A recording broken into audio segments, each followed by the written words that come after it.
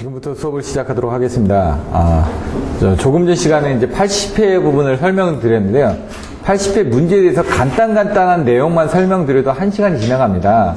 그래서 지금, 시간 관계상 뭐 세부 내용을 설명드리는 것보다는 여러분들한테는 각각 회차 수별로 해가지고 다시 한번 요약 설명해드리는 게 더 나을 것 같아서 이번 시간에는 81회 부분을 설명드릴 예정입니다. 그리고 다음 시간에는 뭐 83회, 뭐 84회 이런 식으로 설명드릴 테니까 나중에도 이제 86회 부분은 저기 다음 주에 225문제 시작하기 전에 1시간 정도 해서 86회를 설명을 드리고 나면은 책은 어느 정도 끝나니까 이제 기본적인 컨셉 부분 설명드리고 나서 그렇게 진행을 하도록 하겠습니다. 자, 보시면은 이제 날짜가 며칠 없다 보니까 그 날짜를 최대한 활용하는 부분에 대해서 설명을 드리는데요. 그러면 225문제는 어떻게 할 거냐? 지금처럼 이렇게 진행을 할 겁니다. 지금처럼 해서 빨리빨리 해놓고 만약 그 부분에 대해서 잘 이해 안 되는 부분이 있으면은 안으로 들어가면 됩니다. 문제에 답안지가 있으니까 그때는 그 문제를 들어가서 다시 설명하는 식으로. 왜냐면 한 문제 한 문제씩이 다 따로기 때문에 그 문제를 어떻게 생각하시겠습니까 하고 그 문제 유형들을 살펴보는 식으로 그렇게 할 겁니다. 그래서 어떤 식이냐면은 문제별로 문제 1, 그럼 문제 1번 안에 답안지가 여러 개가 있습니다. 그럼 문제가 나와 있는 문제 부분 있죠. 그러면 1번부터 뭐 10번까지가 있다. 그럼 1번부터 10번까지 한번 설명을 드립니다. 전체적으로. 10문제씩 끊어서. 왜냐면 10문제 정도를 끊어야지, 뭐냐, 이거 하나만 해서 집중해서 들어가면은 안 되고, 10문제 정도를 한 다음에 그 중에서 여러분들이 좀 잘 이해가 안 되는 부분이 있거나 아니면 좀 더 깊게 알아야 되는 부분이 있다 그러면 그때는 이 문제를 보면서 안에 걸 들어가서 한다든가 그렇게 진행을 할 겁니다. 아니면 뭐 문제 보면서 이건 어떻게 되죠? 설명드리고 그게 좀 잘 이해가 안 된다 그러면 들어가서 요런 게 있습니다 하고 그냥 빨리빨리 넘어가는 겁니다. 무조건. 빨리 넘어가야지 거기서 집중적으로 시간을 투자를 할 시간이 없습니다. 그래서 뭐 10문제 하고 쉬고 그 다음에 뭐 10문제 하고 쉬고 10문제 하고 쉬고 해도 벌써 그것만 하더라도 한 문제당 설명하는 부분이 뭐 6분씩 하면은 10문제면 60분 아닙니까? 1시간씩 되는 거죠. 그럼 4교시가 된다면은 뭐 2교시 때는 이제 또 틀려지겠죠. 6문제니까 그때는 한 문제당 10분씩이 되는 거. 그래서 조금씩 6분이냐 10분이냐 그 차이지 그걸 맞춰가면서 진행을 하시면 됩니다. 그래서 상황에 따라서 그 문제들은 이제 뭐 지금 1교시, 2교시, 3교시가 아니라 계속 그냥 번호로 나가 있기 때문에 거의 뭐 6분이나 뭐 10분이나 뭐 그 상황은 봐가지고 뭐 배정을 할 겁니다. 그래서 그런 내용들은 여러분들이 살펴보시면 될 것 같고 잘 모르겠다 그러면 그 자리에서 얘기를 하십시오. 그러면은 그 문제는 알고 넘어가야 되니까. 왜냐면 1번부터 시작하기 때문에 1번부터 시작한다는 최대 출제 문제란 얘기입니다. 그러니까 모르면 안 되는 겁니다. 앞에서 하는 거는. 그게 잘 모르겠다 그러면 그 부분 좀 더 집중적으로 설명을 드릴 테니까. 왜냐면 시험에 나왔을 때는 똑같이 써야 되거든요. 근데 뒤에 있는 뭐 200번대 이런 문제들 모르셔도 됩니다. 왜 출제가 한 번, 두 번밖에 안 나왔던 거고 앞에 거는 최대 20번 이상 나왔던 문제들입니다. 또 나온다는 얘기죠. 왜냐면 이 시험이 출제 문행식이기 때문에 그 안에서 이제 끄집어내는 문제다 보니까 최다 나왔던 확률이 더 나올 수 있는 확률이 있다는 얘기죠. 자, 이번 시간에는 81회를 살펴보도록 하겠습니다.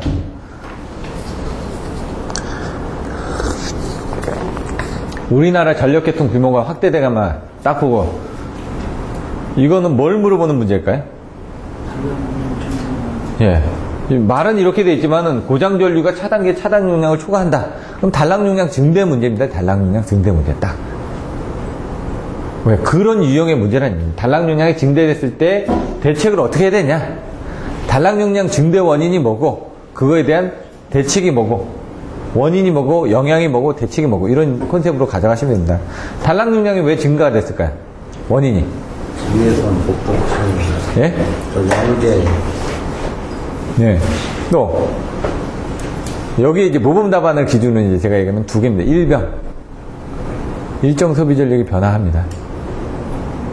죄송합니다. 제가 차지 열과 차단 용량 발전기연 차지 열과 뭐 고전 한재직으로 였었는데 발전기들이 이제 용량이 이제 증가되거나 전력계통이 연결이 되거나 기관계통의 2에서 2루트화되고 연계가 되다 보니까 아까 말씀하신 거죠. 임피던스들이 자꾸 병렬이 되고 발전기들이 자꾸 증가가 되다 보니까 고장전류 부분이 증가가 돼서 단락 용량이 증가가 됐다.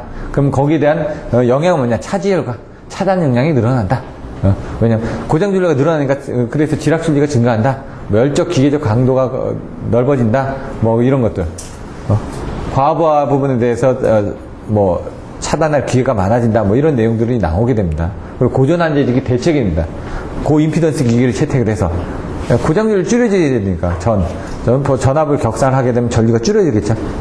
한류전기를 사용한다든가 이런 것들, 고장전류 제한기를 쓴다든가 아니면 직류 연기를 한다든가 그런 식으로 나오는 겁니다. 딱 단락용량 증대 대책하면 발전기연 차지열과 고전 한제지 이렇게 해가지고 거기서 살을 붙여서 쓰시면 되는데 이게 25점짜리로도 많이 나왔었습니다. 10점짜리로 나오고 얘는 10점짜리입니다. 그러면 10점짜리 맞게끔 쓰면 됩니다. 지금 그 정도만 쓰시면 10점짜리가 되는데 25점짜리를 쓰기엔 조금 부족합니다. 지금 제가 만들었던 키워드들은 거기다 이제 그림을 넣고 더 살을 붙여주셔야 된다는 얘기입니다. 뉴클리어 열중성자 원자로의 시스템 구성. 저도 이거 책을 80회를 안 봐가지고 지금 이거 보고 지금 생각하고 있거든요, 사실은. 왜냐면 80회밖에 안 보고 왔거든요. 근데 81회를 하려니까 여러분도 똑같습니다. 저나 여러분이나 똑같은데 이걸 보고 어떻게 할까 생각하는 겁니다. 열중성자 원자로에 대해 시스템의 구성 요소와 각각의 기능을 설명하죠. 열중성자 원자로가 뭔지. 그러니까 이제 원자력이 어떻게 동작하는지, 고속 중성자가 이제 저속 중성자가 돼가지고 열 중성자로 되는 거 아닙니까?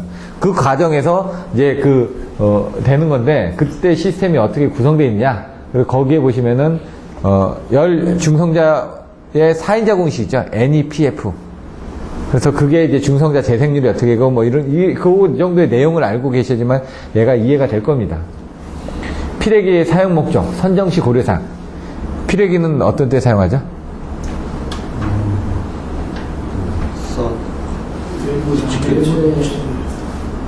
유도력을 직경내, 외부 직경내로 기기보호를. 자, 기기 보호 부분이 있는데, 뭐로부터 기기를 보호하죠? 지금 말씀하신 것처럼 이상전압에 가면은 외부 이상전압, 내부 이상전압이 되는데 외부 이상전압에 대해서 보호하는 부분입니다. 그래서 이게 이제 번개라고 해서 그냥 직경내, 유도래 뭐 이렇게 나오죠. 근데 이게 피레기 사용 목적, 이따가 들어가서 보시면은 그 이상전압이 내습할 때 대지로 방전시키는 장치, 이런 식으로 간단하게 되어 있습니다. 이상전압이 내습했을 때 그 기기를 보호하기 위해서 그거를 그 이상전압을 대지로 방전시키는 장치가 피레기다. 그러니까 사용 목적이 그런 내용이 되는 겁니다. 지금 피레기의 사용 목적.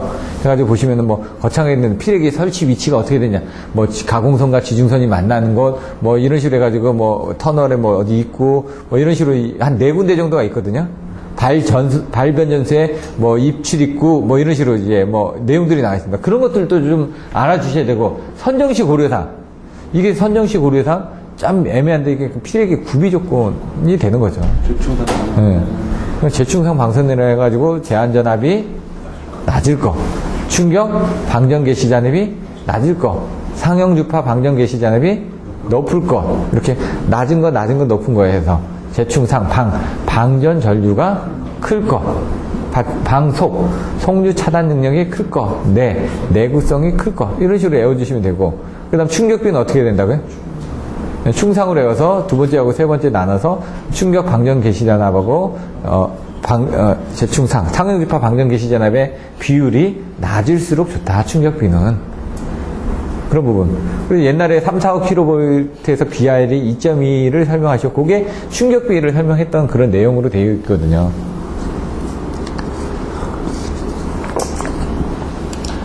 정연파 단상전압, 이거는 2배로 진동함을 보이며, 이건 봐야 되겠네.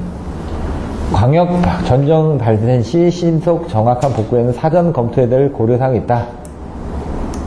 이거 복구 시 검토해야 될 사항이네요. 이것도 제가 미리 안 봐가지고 한번 내용을 이따가 봐야 될 것 같습니다. 6.6kV, 1000kV인 고압전동기에 전력을 공급하는 전력 케이블을 선정해야 되는 경우 고려해야 되는 경우. 이제 요게 이제 좀 응용이 돼가지고 이제 고압 전동기 쪽에 보호 계정기 세팅하는 부분도 나오고요. 뭐 변압기 쪽에 보호 계정기 세팅하는 부분도 나오고, 이런 식으로 좀 바뀐 유형들도 있었습니다, 사실은. 근데 이제 이거는 뭐냐, 중요한 건 케이블입니다, 케이블. 다른 게 아니라 케이블 선정 시 어떻게 하냐. 그럼 상시 허용 전류, 단락시 허용 전류, 이런 것들을 고려해야 된다 이거죠. 그래서 지금 케이블 선정할 때는 어떻게 합니까? 지금 1000kW고 6.6kV니까 계산해보면 매담페어가 나올 겁니다. 그 매담페어를 견딜 수 있는 케이블 스퀘어가 나올 겁니다. 근데 그 케이블 스퀘어를 상시 허용 전류만 고려할 게 아니라 단락시 허용 전류도 고려해 주셔서 기계적 강도를 고려해가지고 뭐 더 튼튼하게 만들어야 된다. 이런 내용들이 여기 들어가야 된다는 얘기죠. 단거리 송전선로의 벡터도입니다. 등가이라고 벡터들을 그려줘야 된다는 거지. RL만의 회로 해서 송수전단 전압의 크기의 관계를 부하 전류와 선로의 임피던스를 이용하여 벡터도로 나타내고, 먼저 등가이를 그려놓고 그 다음에 벡터도 그리고 그 다음에 수전단 전압의 계략적인 표시, 이제 수식으로 설명을 해줘야 되는 거죠. 근데 이것도 막상 쓰려면 안 써집니다. 이게 쉬운 문제인데 알고 나면 이제. 그래서 여러분들 이 문제를 보고 어떻게 써야 될까 하고 자기 한번 써봐야지만 됩니다. 써서 그게 내가 쓴 답안하고 실제 답안하고 확인을 해놓고 확인을 하시지 않으면 이거 안 써집니다. 알고는 있는데 막상 쓰면은 써보니까 그게 아니거든요. 답안이. 개념은 잡고 있어도. 그래서 자꾸 한번 써보시라고 얘기를 하는 겁니다. 765 변압기 예방진단 시스템의 감시 항목. 뭐가 있을까요? 변압기 예방진단인데 단지 765다 보니까 전압이 좀 높은 겁니다. 변압기 예방진단 시스템이 뭐가 있을까요? 전기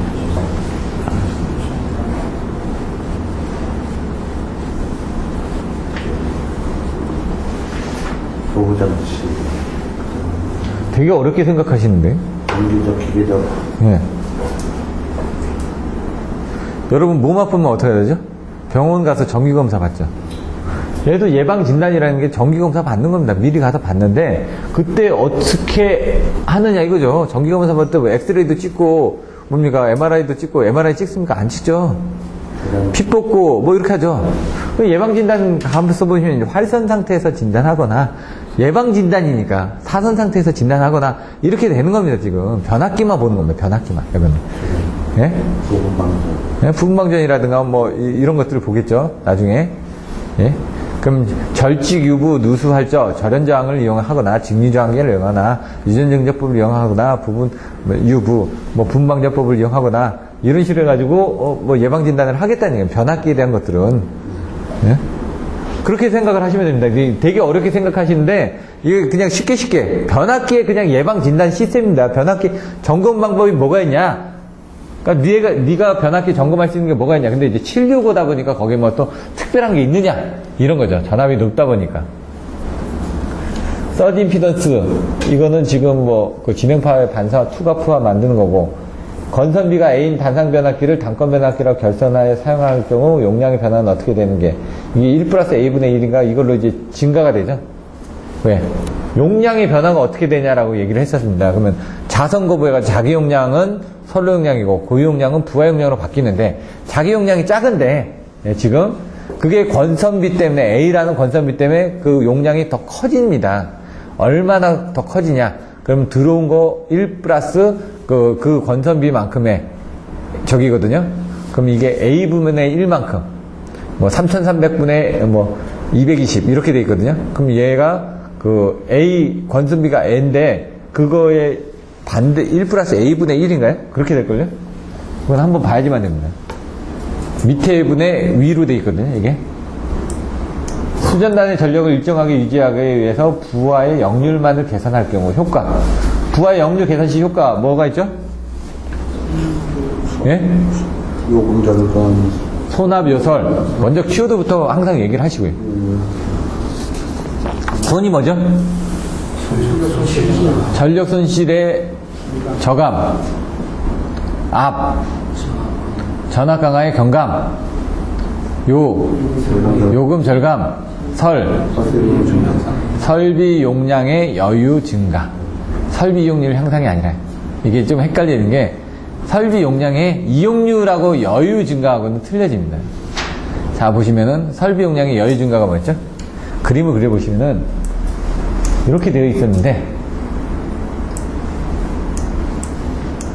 요거를 역률을 늘려가지고 이쪽으로 이렇게 갔습니다. 그러다 보니까 내가 요만큼을 더 쓸 수 있다 이겁니다. 그래서 여기 부분은 이렇게 해서 여기 부분만큼을 더 올려줘야지 내가 요만큼을 더 쓸 수 있다. 이겁니다. 이거. 설비 용량의 여유 증가. 그 그림하고 같이 외워주셔야지. 이게 시험 문제로 나온다니까요. 그리고 중간에 한 대 있는데 또 다른, 이게 0.8인데 8인데 0.85짜리를 하나 더 달았다. 그러면 이게 전체적으로 어떻게 되냐. 그거 그림 그려보시면 되거든요. 그냥 붙여서 그림을 그리시면 됩니다. 다 그림을 그려보셔야지만 됩니다. 고주파의 발생 원인. 뭐죠? 그게 어떻게 되죠? 예. 변환장치라든가 전기로 아크로 뭐 이런 것들에 대한 장치. 그러니까 사실은 이제 가장 큰 게 변환장치입니다. DC를 쓰다 보니까 그 DC를 쓰는 게 뭐냐 이거죠. 아니면 전력이 막 변화되는 부분이 뭐냐 이거죠. 뭐 회전기기 때문에도 고주파가 발생되긴 합니다. 근데 이제 그런 부분은 거차하고 가장 중요한 게 변환장치라는 얘기입니다. 영향. 어디에 영향을 미치죠? 예, 그러면 어떻게 되죠? 예. 그 앞에 키워드를 다 외우셨네, 지금, 보니까. 저도 다 안 외웠는데. 저는, 예. 변압기, 과열, 예. 작동하기, 객측기, 노동자. 지금 아예 키워드를 외워가지고 그냥 살을 붙여 나가시는데, 그렇게 하셔도 되고, 그냥 모선을 딱 그림을 그리신 다음에 모선의 왼쪽에 어떻게 되십니까? 변압기 있고요, 사실은.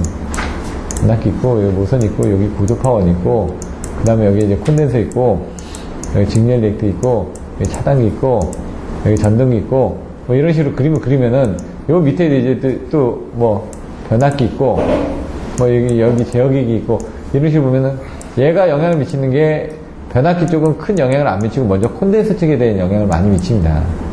여기 있는 케이블에 대한 영향을 많이 미칩니다. 여기 변압기에 대한 영향을 미칩니다. 이 변압기 2차 측에 있는 각종 제어기기들에 대해 영향을 미칩니다. 이런 식으로 여기 회전기기는 모터 쪽에 영향을 미칩니다. 여기 있는 보호계정기 쪽에 오동작에 영향을 미칩니다. 이런 식으로 이제 하나하나 이렇게 가져가시면 됩니다. 외우는 것도 좋은데 이제 이해를 해가지고 그러면 여기서 뭐 어떤 문제가 있느냐? 뭐 이쪽에 전동기 쪽에 뭐 요건 OCR 쪽에 문제가 있는 거고 요거는 이제 뭐 그 증가가 돼서 공진되거나 이런 부분에 문제가 있는 거고 이런 식으로 이제 조금씩 더 살을 붙여 나가시면 됩니다.100MV의 콘덴서를 5MV를 투입했을 때 모선의 전압 변화량 이거는 지금 5%인가요? 100분의 5로 해가지고 그냥 곱하기 100인가요?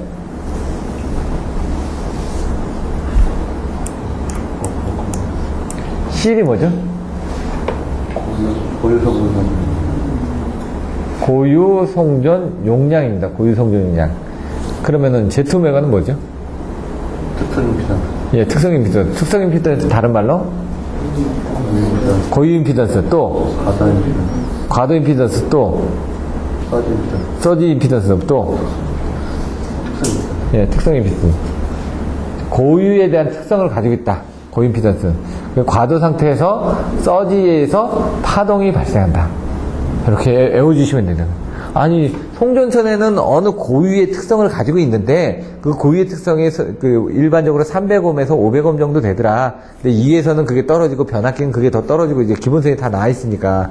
그래서 고유 임피던스라고 하는데, 일반적으로 고유에 대한 특성을 가지고 있는데, 그게 과도 상태에서는, 뭐, 파동에 의해서 서지가 발생하기도 한다. 서지에서 파동이 발생하기도 한다. 이런 식이었고, 그게 이제 Z-오메가가 됐고. 근데 Z-오메가가 아니라 여기는 뭡니까? 서지 임피던스에다 로딩을 해놨습니다. 그러니까 P란 얘기죠. P. 그전에는 R이었는데. Z-오메가는 뭡니까? 또 뭐 C분의 L이었고, 뭐 그 다음에 Y분의 Z고 뭐 이런 식으로 나왔던 부분에서 이게 P가 나가다 보니까 내용들이 조금 틀려지는 거죠. 그래서 이제 여러분들이 그때 혼돈이 왔었으니까 그 부분 한번 다시 보면 됩니다. 연료비 특성. 이건 넘어가고요. 변류기의 등가회로. 변류기 같은 경우는 1차 측하고 2차 측으로 나눠집니다. 등가위를 하면서 그 여자를 할 수 있는 부분이 나눠지고요. 그래서 여기서 이제 좀 더 알아주셔야 될 게 변류기가 2차 측이 개방이 됐을 때 어떤 현상이 되느냐. 그걸 이제 등가위를 가지고 이제 설명을 해줘야지만 됩니다. 포화 특성. 그럼 포화 특성은 뭐를 그래가지고 설명할까요? 리포인트를 가지고 이제 설명을 해줘야 된다는 얘기죠. 그래서 저기서 OP10이 의미하는 게 뭐죠? 예? 먼저 이제 보호계정기 등급이 P등급이라는 얘기입니다. P등급. P등급이니까 보호계정기 등급이라는 얘기입니다. 보호계정기에 쓸 수 있는 거. 프로텍션 등급이라는 얘기죠. 요게 뭐, 그냥 등급이 있고, 또 설계 쪽에서, 메타 쪽에서 쓰는 등급이 있고, 클래스가, 이게 클래스를 얘기하는데, P 클래스를 얘기하는 거거든요. 그러니까, 여러분들이 저걸 보시면 비행기를 탔는데, 이코노미를 탔느냐, 세미 이코노미를 탔느냐, 비즈니스 탔느냐, 뭐 1등급을 탔느냐, 이런 식으로 이제 틀려지는 겁니다. 거기에 따라서 편한 게 틀려지지 않습니까? 얘는 이제 P등급이니까 보호계정기 쪽으로 보는 겁니다. 메타 쪽은. 그것들은 큰 전류까지 못 봅니다. P등급은 큰 전류까지 볼 수가 있습니다. 좀. 그리고 이제 포화가 되지 않는 뭐 S등급, X등급도 있고 뭐 여러 가지 등급들이, 클래스 X가 있거든요. 또 그런 등급들이 몇 가지가 있습니다. CT에서. 그런 내용들까지 좀 정리를 해 놓으시면은 나중에 시험 문제가 나왔을 때 좀 도움이 됩니다. 근데 우리는 보통 P등급을 물어보죠. CT 쪽에서는. 보호계정기 동작력 때문에. 그럼 OP10은, O는 뭐죠? 그럼 10은 뭐죠? 알고 계시면 정확하게 알고 있어요. 아까까지는 잘 얘기해서, 잘 알고 계실거나 하고 물어봤더니, 그 다음에 안 되면 이제 보셔야 되는 거죠. OP 등급 클래스인 전류기에 OP12 클래스를 얘기하는데, O는 뭘까요? 오차율을 얘기하는 거고, 10은? 배수, 과전류. 예, 과전류 정수를 얘기하는 겁니다. 부담은 따로 쓰죠. 부담의 단위가 없지 않습니까? 저기 부담이 10VA나 뭐 이런 게 있었는데 없으니까 앞에 30VA라고 앞에 있지 않습니까? 그게 앞에 전격 부담이고요. 예? 전격 CTB고 요거는 이제 클래스를 얘기하는 거죠. 포화 특성. 그러면 이제 포화 특성이 이제 과전류 정수 10배에서 포화를 되는 거니까 지금 300도에 10배인 3000도에서 지금 포화가 된다라는 걸 그림으로 그려줘야지만 됩니다. 저거는.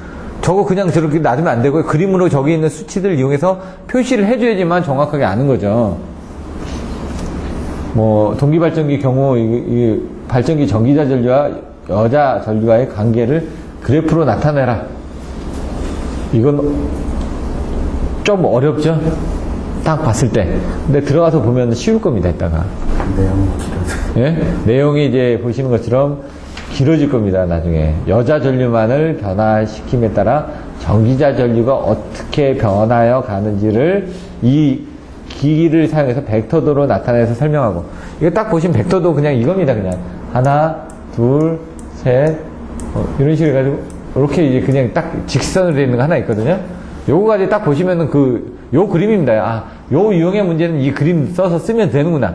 문제를 그냥 총체로 외우는 겁니다. 모르면은, 잘 모를 때는 이 문제가 나왔을 때 이렇게 쓰면 된다라는 것만 알고 계시면 됩니다. 왜? 거기에 있는 내용들 저희가 다 이해할 필요 없거든요, 사실.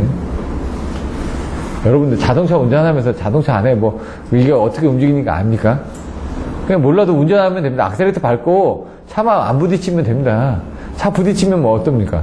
뒤집히지만 않으면 되죠. 자기만 안 다치면 되니까. 여기서 그런 거 모릅니다. 단지 이 문제가 나왔을 때 이렇게 하는 게 좋다 라고 쓰기만 하면 된다라고 하는데, 사실 그렇게만 하면은 응용이 안 되는 거죠. 그래서 이제 아까처럼 이 문제가 나왔을 때 얘가 왜 이렇게 되는지 그런 것들을 자꾸 설명을 드리는 겁니다. 그래야지 그 비슷한 유형의 문제가 나왔을 때 답을 쓰실 수가 있으니까요. SVC의 동작 원리와 동작 특성에 대한 차이점. 이건 뭐 그 전에 설명드렸으니까 뭐 말로 설명드리기가 참 애매하죠. 스테이틱 바 컴펜세이터하고 스테이트 컴펜세이터, 스테이트, 이게 SVC고 이게 SVG를 얘기하는 겁니다. 사실 이게 책도 있거든요. SVC하고 SVG에 대한 차이점 하는 게 있는데 그거 보시면 되고, 발전기 고장 전류, 여기 사실은 이제 숫자들이 나와 있죠. 어떤 숫자들이 있을까요? 안시 코드가 비례 30, 40. 예, 또 전류는 50, 또 뭐? 그 다음에 32, 예, 32 PQ, 네. 그 다음에 베어링 27, 버전하고 27하고 가속도 12하고 14.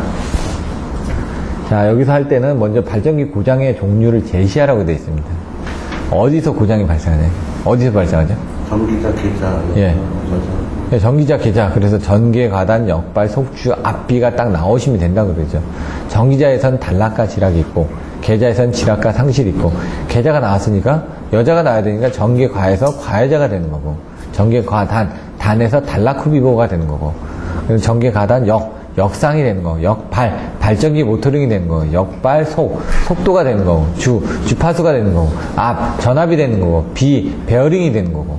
그러면서 나오는 게 50, 51에 대한 과부하 보호가 되는 거고, 아까처럼 과여자가 나오면 24가 되는 거고, 그 다음에 계좌 상실이 나오면 40이 되는 거고, 그 다음에 발전기 모터링이 되면 32P가 되는 거고, 달라쿠비보가 되면 51V가 되는 거고, 이런 식으로 내용을 써가지고 하면 속도는 12, 14가 나오는 거고, 81H나 81L이 되는 거고, 그 다음 베어링이 몇이었더라?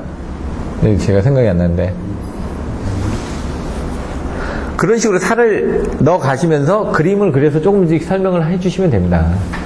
25점짜리니까. 25점짜리 맞게끔. 이 문제도 괜찮은 문제입니다. 전형적인 500메가와트급 관리용 보일러 화력발전소의 주급수 주증기 시스템의 플로우 다이어그램을 나타내고 주요 기기들의 기능을 설명하시오. 과일 저감기 제어 시스템 기동시 바이패스 기능을 포함하여 터빈 추기 계통을 생략하도록 함. 과일기나 제어 시스템 그 부분은 뺐다는 얘기입니다. 원래 그런 것까지 다 넣어야 되는데. 그러면 이제 어떻게 됩니까? 이제 보일러가 있을 거고, 보일러에서 나오면 터빈이 있을 텐데, 터빈 쪽에 들어가고 난 다음에, 나오는 과일기라든가 제어 시스템 이런 것들은 빼라고 얘기했습니다. 바이패스 계통은. 그러면 보일러에 바로 터빈이 나오고, 터빈에 연결되어 있는 축에 발전기가 있고, 발전기의 밑에 뭐가 있습니까? 복수기가 있고, 복수기의 옆으로 가면은 급수펌프가 있고, 급수펌프에서 올라가다 보면은, 올라가게 되죠. 그러면 이제 그 밑에 절 공급해가지고 절탄기, 공기열기, 급수갈기 있고, 근데 거기서 급수가 어떻게 되냐? 물이 어디서 들어오냐 이거죠. 증기가 어디로 나가냐? 이런 것도. 요게 이제 중요한 게 주급수하고 주증기 시스템입니다. 거기에 들어가는 기기들이 어떻게 되는지 설명하라는 얘기죠. 정전합선정에서 전력원선도 작성을 위한 관계식. 그러면 P하고 Q에 대한 원점에 대한 그 수식을 넣는 부분을 하고, 전력원선도에서 파악할 수 있는 사항 5가지가 있었죠?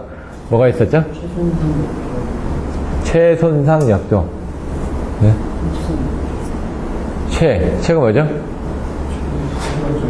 최대 전력. 소문.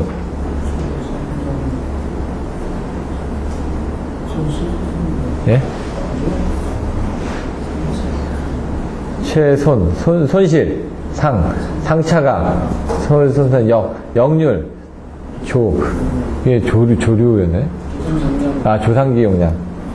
이렇게 가지 내용들 보시면 되고요. 5가지. 개통병입을 위한 필요 조건 3가지. 개통병입을 하기 위해서는 뭐가 필요할까요? 병입이라는 건 병렬 운전이라는 거예요.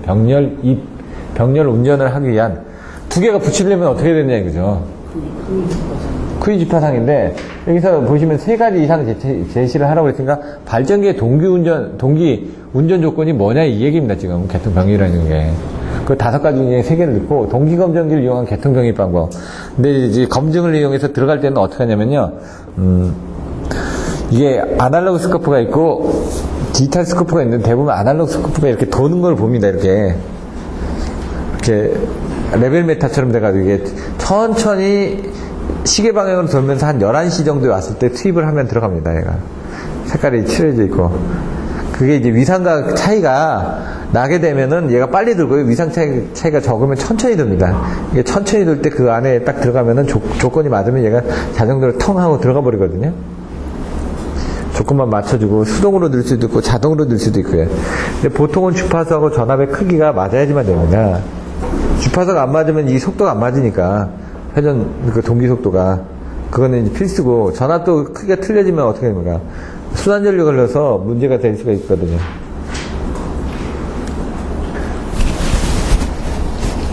이거는 4번은 한번 넘어가고요. 신재생 에너지, 태양 에너지의 이용 기술 원리. 태양열은 있고 태양광은 있고 2가지가 있겠죠. 그 2가지에 대해서 설명을 하면 됩니다. 유도전전기 기동 방식, 이거는 건축전기 쪽 문제입니다. 사실은 발성 문제에서. 근데 문제는 이런 유형의 문제가 몇 번 나왔었습니다. 네? 보통은 직입 기동 방식이 있고요. Y 델타 기동 방식이 있습니다.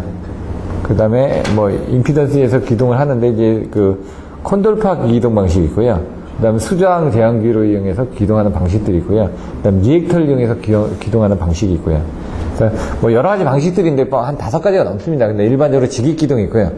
Y델타 기동이 있습니다. 이건 저압일 때 직입이냐 Y델타냐 되는 거고 50kW냐 아니면 뭐 75kW냐 아니면 또 50마력이냐 이런 것들이 넘어가면은 그때는 그 Y델타 기동이 안 됩니다. 기동 리액터나 단검대나 기동. 네.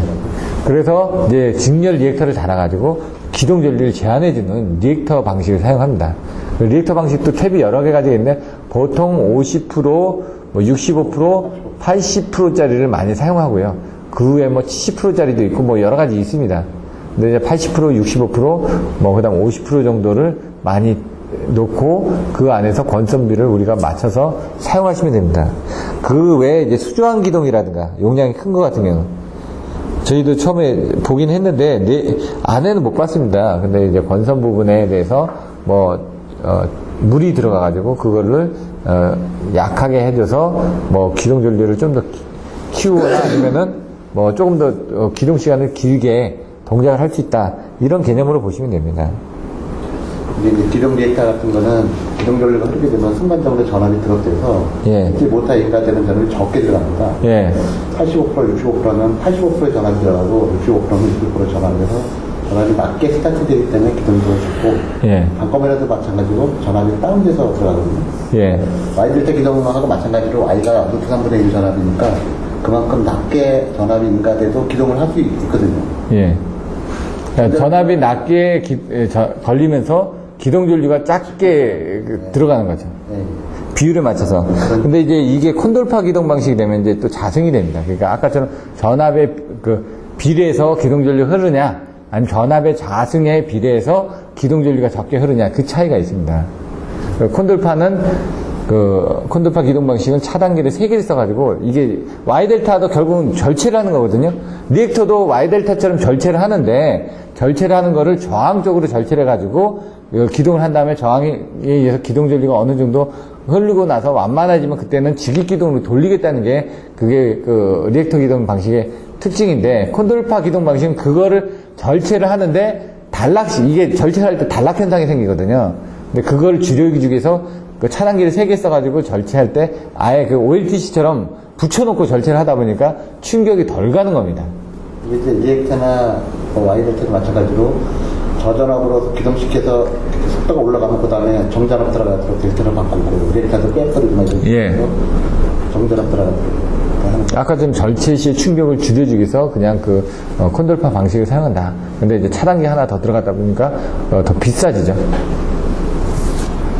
어떤 경우 같은 경우는 큰 것들은 판넬을 하나 더 놔야 되고, 일반 6600 같은 판넬이 보통 위아래 2개 있죠. 근데 거기 같은 경우는 MCC라 가지고 위, 중간, 아래 가지고 차단기가 3개가 들어가 있습니다. 콘돌파 방식. 그걸 딱 보시면 진짜 그 단선도들은 끝에가 단락이 되어 있습니다. 이렇게 돌아오게끔. 이런 정도의 기동 방식들이 있다라고 되어 있습니다. 자교시, 전력계통 신뢰도, 전기 품질 유지 기능, 상종 고장 분류. 이 상종이 이게 기억이 안 나네. 상시 고장 그거 있었네. 예비 고장 그거 있었나 모르겠네. 이따가 이런 부분들을 한번 빨리 넘겨서 봐야 되겠네요. 시간이 남으면은. 이거는 뭡니까? 한기가 탈락했다. 개통 주파수 변화료. 이런 것들은 계산을 해 주셔야지만 됩니다. 지금. 중성점 접지 방식의 종류. 뭐가 있죠? 직접 접지, 저항 접지, 소리액터 접지, 그 다음에 비접지. 이 4개를 비교를 해주시면 됩니다. 그리고 거기에 대한 각각의 장단점들을 얘기해 주시면 되고요. 단락시험과 개방시험을 통해 변압기의 등가로 정수들을 산정하는 방법. 이게 지금 기본서에 나와 있었죠? 기본서에 나와 있습니다. Z를 어떻게 구하느냐, Y를 어떻게 하느냐, 단락하게 되면은 뭘 구할 수 있고, 개방을 하면 뭘 구할 수 있냐, 그렇게 이제 하나하나씩 구해가지고, 그것들을 다시, 넣었던 거죠. 전력줄의 계산이 나옵니다. 이따가 또, 기본서 시간에 다 배웠던 건데, 상태 추정이 나옵니다, 상태 추정. 전력줄에 대한 질문, 상태 추정과 전력 추정의 차이점 뭐냐. 전력줄이라는 건 발전기에서 발생된 유효전력과 무효전력의 흐름을 계산하는 게 전력줄인데, 문제는 그 전력계통 상태 추정을 하는 거는 거기서 이제 금융기관에서 나름대로 체크를 합니다. 그래서 알고리즘 같은 것도 수학적인 알고리즘을 넣어가지고 그 부분에 대한 것들을 체크를 하게 돼 있거든요. 근데 이제 외부로 이제 돈이 나가거나 들어온 기록이 있어야지 그쪽에서도 찾을 텐데, 아마, 저 문제는 자기는 돈을 보냈는데 그 기록이 안 남아있으니까. 그걸 또 찾아내는 거죠. 어딘가에는 다 남아있거든요. 서버에 접근해서 들어가게 되면 어딘가에는 로그인했던 기록들이 다 남아있습니다. 그래서 그런 것들을 이제 백업을 하면서 문제 생기지 않게끔 그렇게 지금 정리를 하고 있는 거고요. 가우스 자이델법하고 뉴턴 라스법 여기는 두 개가 있습니다. 크게 이제 기역, 니은, 디귿을 외우는데 기역은 가우스 자이델법, 니은은 뉴턴 라스법, D는 디커플드법 해가지고 패스트 디커플드법 해가지고 이렇게 내용들이 더 나오시면 되고요. 각각의 장단점을 해가지고 비교를 하시면 됩니다. 선비해가지고 선형 방정식이 사용하는 거, 비선형 방정식이 사용하는 거, 여러 가지들이 또 있는데, 그것들은 여러분들이 내용들을 잘 아시니까 일단 넘어가도록 하고요. 문제는 여기서 계통의 두 번째 반복 후에 전압 수정식을 구하라고 되어 있습니다. 이 오일러의 공식을 이용해가지고 시그마에다가 곱하기 해가지고 나와야 되는데, 그거 한번 또 다시 미분을 해가지고 또 공식을 만들어가지고 거기서 답을 달란 얘기거든요. 그러니까 이게 그냥 가서 될 일은 아니고 미리 또 스터디를 해야 되고, 거기에 대해서 이미 알고는 있을 텐데 그쪽에서는 쉽게 얘기를 안 하는 거겠죠. 알고 있어도 네가 한번 해봐라 이렇게 될 수도 있고. 요거 보시면은 좀 어렵습니다. IKMA YKMA 이렇게 해가지고 I는 YV라는 그 행렬 수정식에서 시작을 하는 거거든요, 결국은. 그래서 여러분 잘 모르실 때 전력 조리는 I는 YB라는 것만 알고 계시면 된다. 왜냐면 R은 I분의 V인데, 그러니까 이 제트오메가가 됐으니까 그 제트오메가를 전압으로 나눠주겠죠. 그래서 그 전류 부분을 저희 쪽으로 이렇게 전달을 할 것 같은데, 그러면은 그 전류 부분을 감독하는 부분은 서비스 팀이 돼야지만 됩니다. 그런 내용들. 대용량 발전기 고정자와 회전자의 냉각 방식, 냉각 매치 종류. 이 K는 D 자승 LN 해가지고 온도에 대한 제한, 안정도에 대한 제한, 냉각 방식에 대한 해가지고 공기 냉각 방식이 있고요. 그 다음에 수소 냉각 방식이 있고, 수냉각 방식이 있고, 그거별로 이제 K는 1, 2, 3, 4 해가지고 테이블들이 나오죠. 그 테이블들을 잘 조정을 해주셔야지만 됩니다.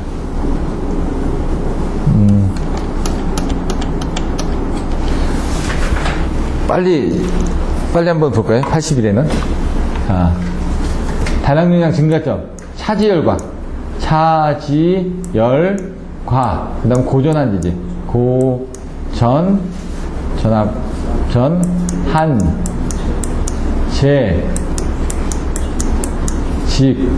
이렇게 해가지고 나왔죠? 차지열과 고전한 지지.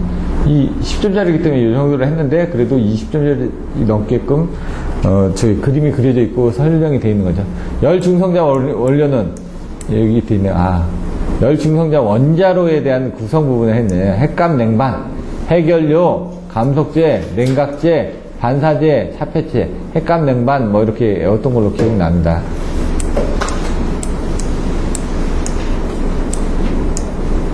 요거는 그대로 했다는 거, 감속제나 냉각제나 이런 것들 그대로 보고 다 썼으니까요. 이런 것들은 빨리 넘어가고, 피레기. 이상전압, 여기 보시면은, 피레기의 기능은, 내스파는 이상전압의 파고값을 저감시켜 기기를 보호하여 피레기를 설치하고 있다. 이렇게 간단하게 되어 있네. 이 이후에 아마 답이 나왔던 걸 알고 있는데.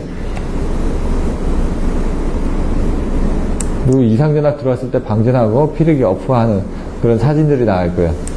피레기 선정 시 고려사항은 피레기 구비 조건이에요. 그리고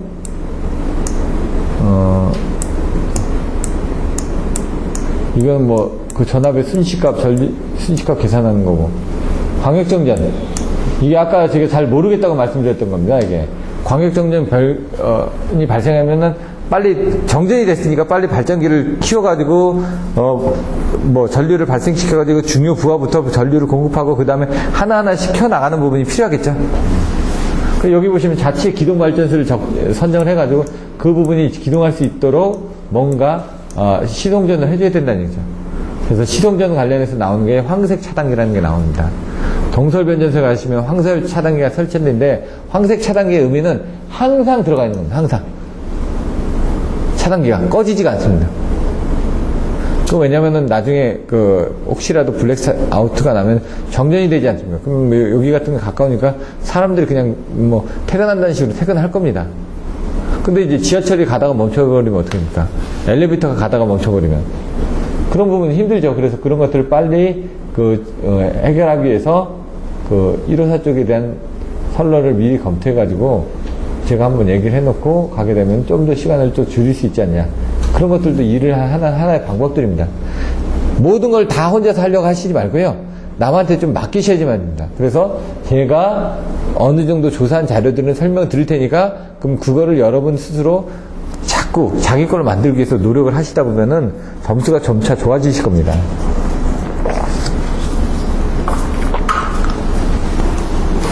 개통 복구 시 어떻게 해줘야 되는지 이런 식으로 나와 있습니다.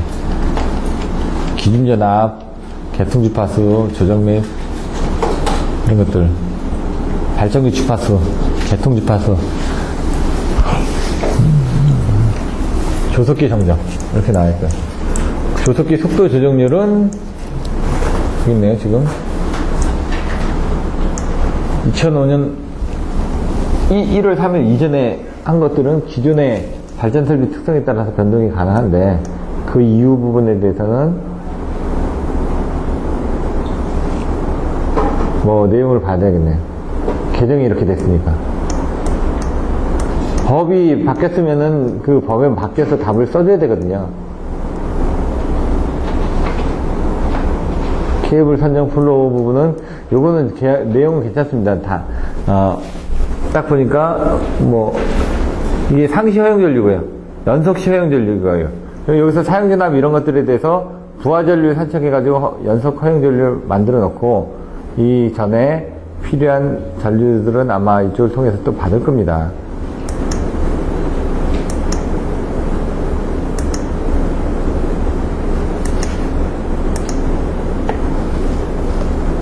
프로차트는 한번 읽어보시면 될 것 같고요. 케이블 긋기 정지, 상시 허용 전류, 그 다음에 연속시 허용 전류, 단락시 허용 전류 이런 것들을 비교해서 지금 저희가 가지고 있는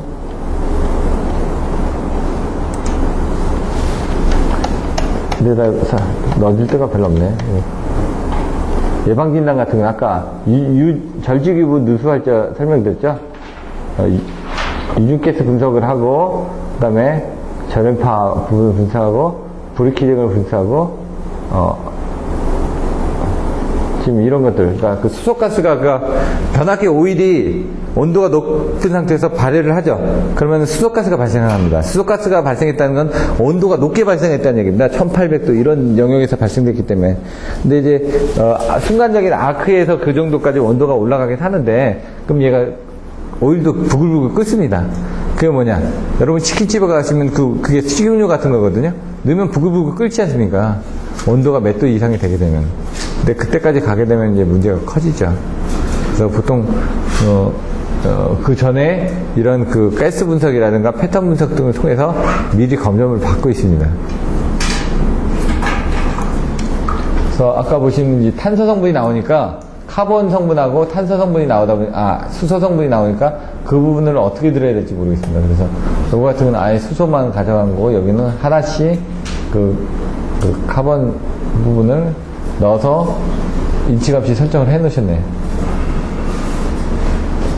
부분방전 시험법, 절직유부, 절연정법, 진류 누설 전류계법, 유전정자법, 부분방전법이 나왔는데 여기서는 그런 것들이 먼저 진행이 되고 있습니다.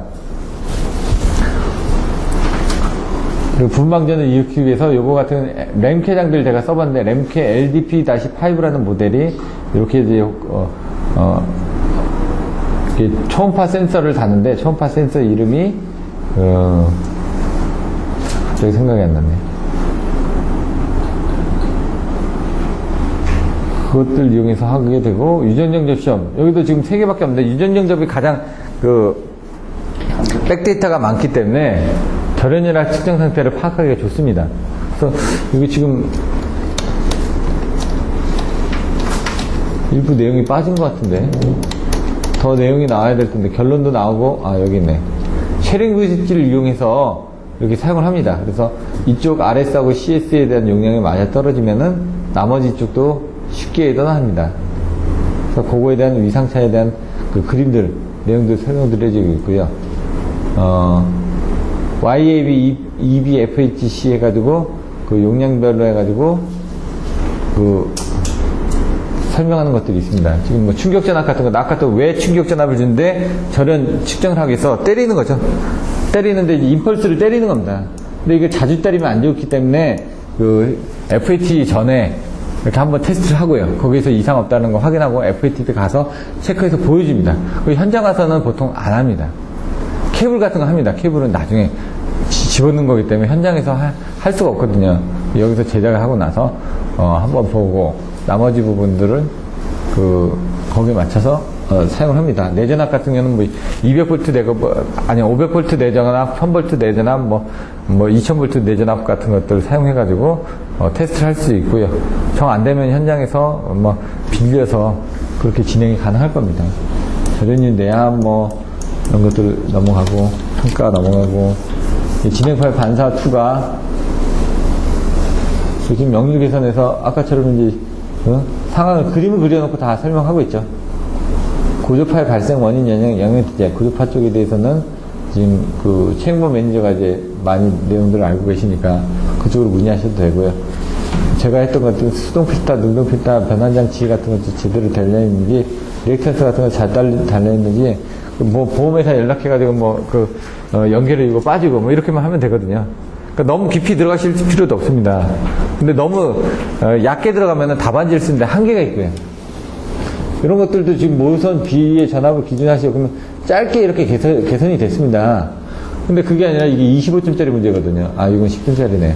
그럼 여기다 좀 뭔가 더 붙여줄 수 있으면 붙여줘야 된다는 얘기죠, 내용을. 선로 손실 480km를 기준으로 산출한 게 이게 C입니다. 미리에리츠 킬로미터에서 480km가 주어지거든요.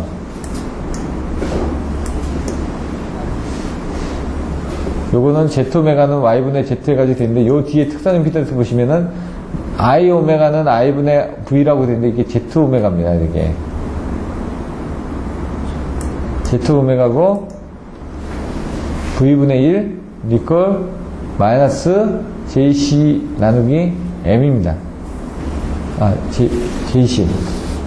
그 C는, 실제 송전선량은 480km를 기준으로 한 거고요. 복도치 같은 경우는 선로 손실은 20에서 30%, 이게 정전 용량은 20에서 30% 증가하기 때문에 이런 정도가 나온다는 얘기고요.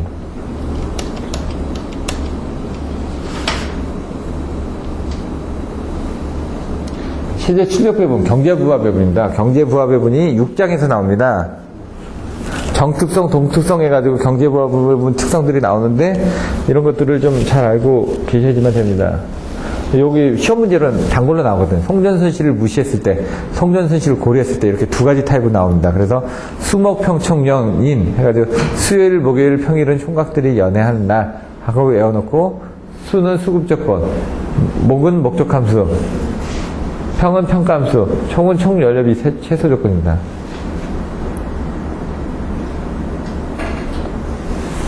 경제배와 배분에서 수급조건은 P1 플러스 P2 플러스 P에는 P, 여기서는 송전손실을 지금 송전손실 고려가 됐나요? 없죠. PR이 되는데 송전손실 고려하면 여기다 PL이 되고 그 다음에 PR이 들어가는 거죠, 박스에서. 그 다음 목적함수는 연료비, F1은 0.02 플러스 뭐의 자성 플러스 뭐의 자성 해가지고 이거는 한 번씩 미분한 값이 나오게끔 이렇게 돼 있고요. 그 다음에 여기 라그랑제 미정계수를 통해서 수, 목, 평 이렇게 외워주시면 되죠. 이쪽에 수급조건, 목적함수, 평가함수 이렇게 외워주시면 되고, 마이너스 만다.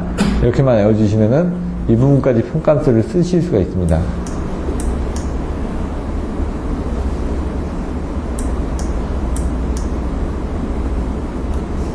그리고 요거는 이제 각각의 람다가 맞게끔 계산을 해서 평균되는 같은 람다가 그림으로 그려지게 되면은 이렇게 해서 요 같은 람다 그 부분을 구하는 거죠.